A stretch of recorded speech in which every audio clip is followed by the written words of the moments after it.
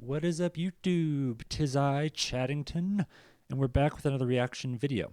This time checking out the 10 worst sports in the world. Shout out to Skatebox for the video. This should be interesting. And if you're wondering why I'm wearing this very fluffy sweater, it's because it's snowing in Oklahoma.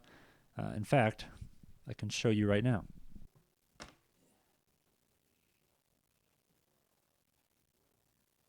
Hopefully you can see that. We don't get a lot of snow over here, so it's a big deal.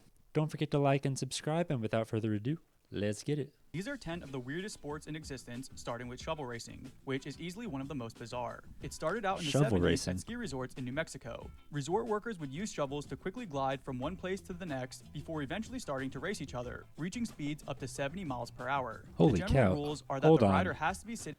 Okay, you got to be careful with this, especially if you're a guy. I mean, look at that thing. It's got a massive shovel right between his legs. I mean, what if you hit a rock and that thing just goes right up the middle?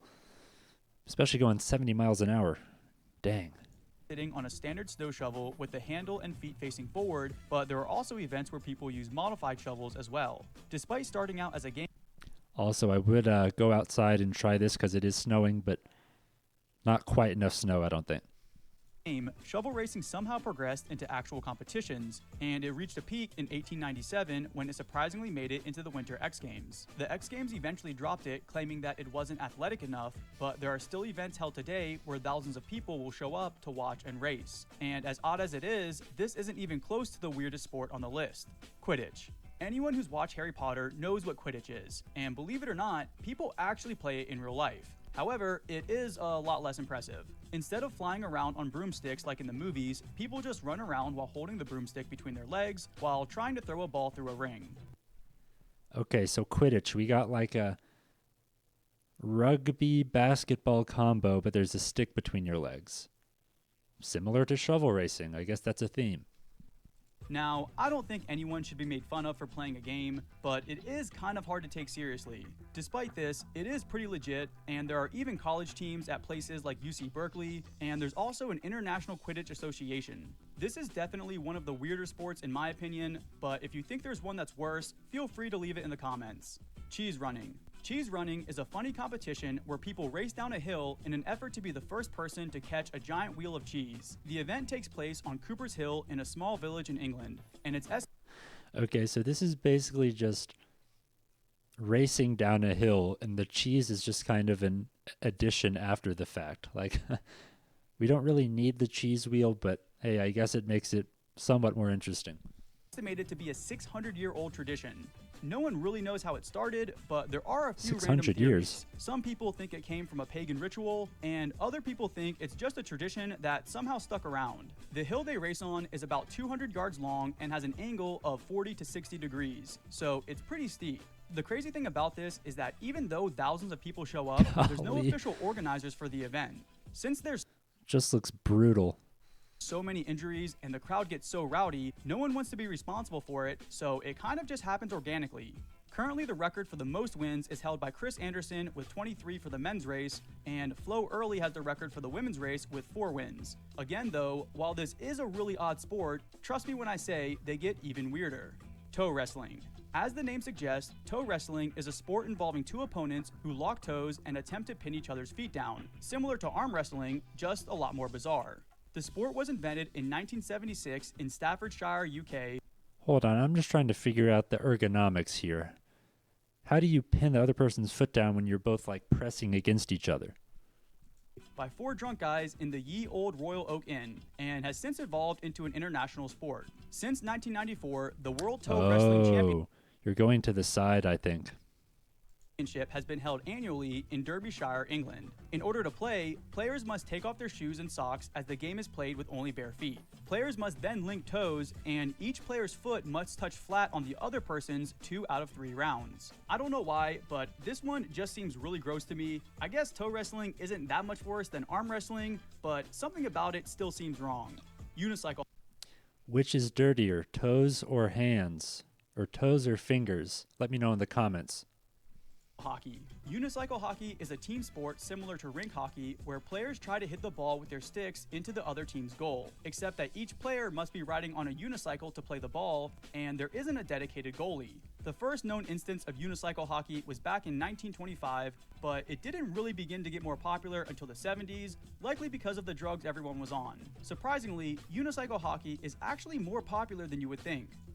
I actually like this one. This one looks fun. There are leagues and clubs in about a dozen different countries, and there are also international competitions. Similar to unicycle hockey, there's also unicycle polo. However, that's not quite as popular yet, so we'll see if it picks up. Lumberjack competitions. Now, technically, lumberjack competitions aren't a single sport, but they're kind of wild, so they're worth mentioning. The Lumberjack World Championships are held annually in Hayward, Wisconsin, and first began back in 1960. Again, probably because of the drugs. There are 21 events for both men and women to compete for over $50,000 in prize money, which isn't a lot when you compare it.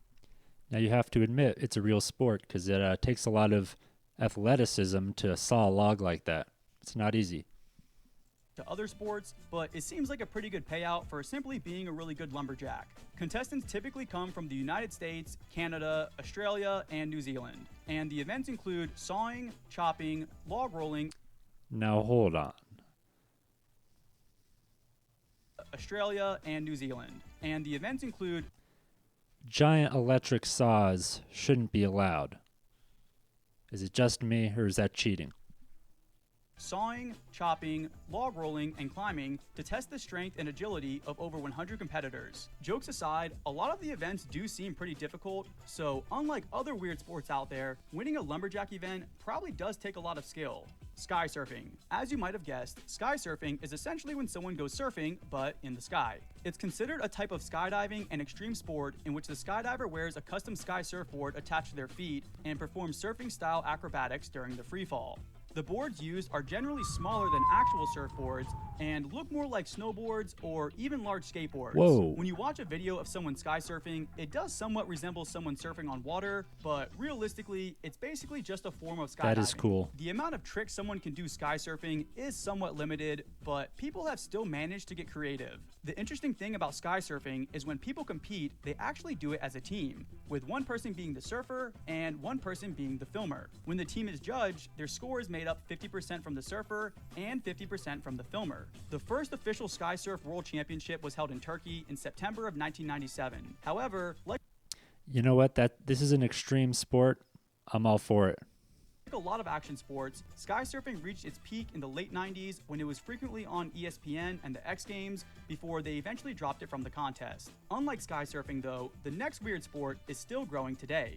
Chess boxing. Chess boxing sounds like something made up, but surprisingly, it does exist. It's a hybrid sport that combines both chess and boxing, where two people play alternating rounds of blitz chess and boxing until one of them either wins by checkmate or knockout. Typically, Okay, now I like this one.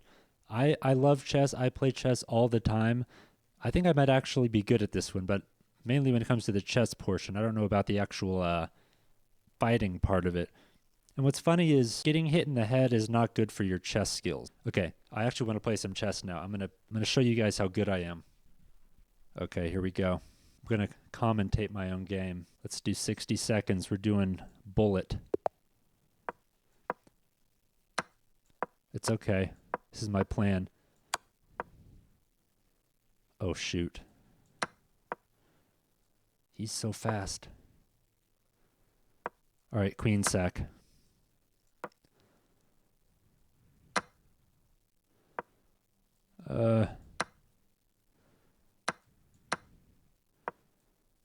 So much for commentating. I'm just freaking out right now.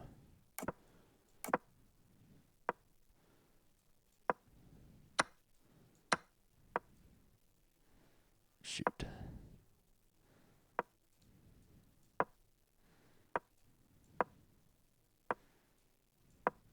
Oh, dang it, I missed that. Oh, but hey, I got a rook. Rats.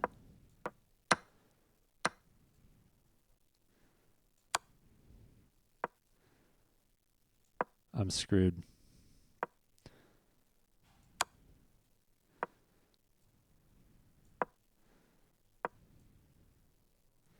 Oh no. What do I do? Uh,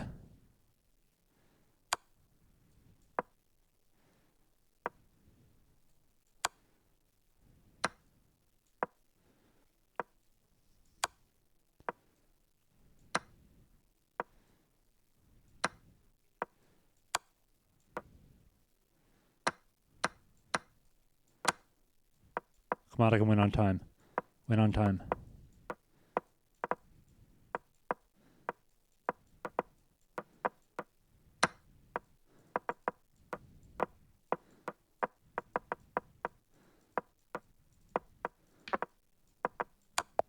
Holy cow. Holy cow.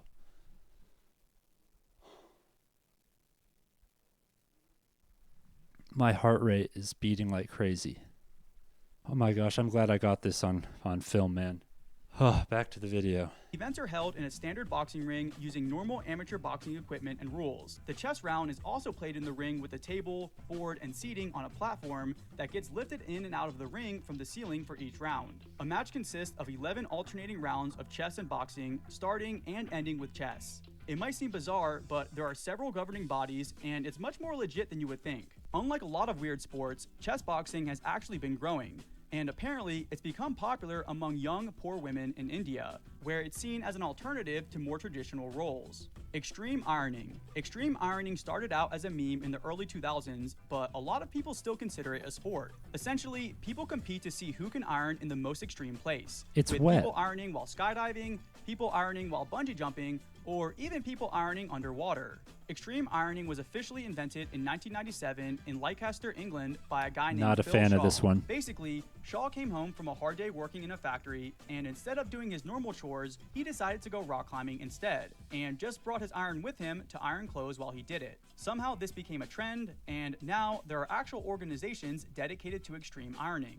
Even 20 years later, people are still setting and breaking records for ironing. So even though it started as a joke, people have grown to take it pretty seriously, and there are even spin-off movements like extreme cello playing. Death diving. Death diving, also known as dodging, is a form of extreme freestyle high diving where the diver stretches out their arms and belly no, don't before hit the landing water. in either a cannonball or a pike position. As with other sports on this list, dodging was invented in the 60s, but it's continued to get more and more popular over time. This type of diving is similar to doing a belly flop, but the goal is to be...